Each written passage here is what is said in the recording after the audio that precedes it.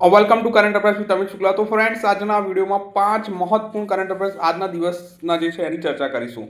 તો 26 નવેમ્બરના રોજ બંધારણ દિવસના રોજ નવી ભાષામાં બંધારણ જાહેર કરાયું. આ જે નવી ભાષા છે જેમાં છે મલયાલમ, મરાઠી, નેપાળી, પંજાબી, બોડો, કાશ્મીરી, તેલુગુ, ઓડિયા અને અસમી. તો આ 9 ભાષામાં જે આપણું બંધારણ છે એને જાહેર કરવામાં આવ્યું છે. સેકન્ડ સવાલ છે, બ્રાઝિલના જે ભૂતપૂર્વ રાષ્ટ્રપતિ જેર બોલોસોનારો, તો તેમને 27 વર્ષની જેલની સજા સંભળાવવામાં આવી.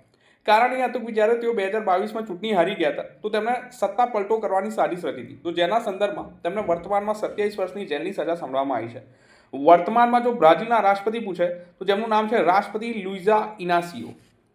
ત્રીજો સવાલ છે, ઇટલીએ ડેવિસ કપ ટેનિસ જીત્યો. રાઈટ, ટેનિસનો જે ડેવિસ કપ છે તો બી ઇટલી જીતે છે સતત ત્રીજી વખત. ટોટલ આ ચોથી વખત તેઓ આ જીતે છે ડેવિસ કપ.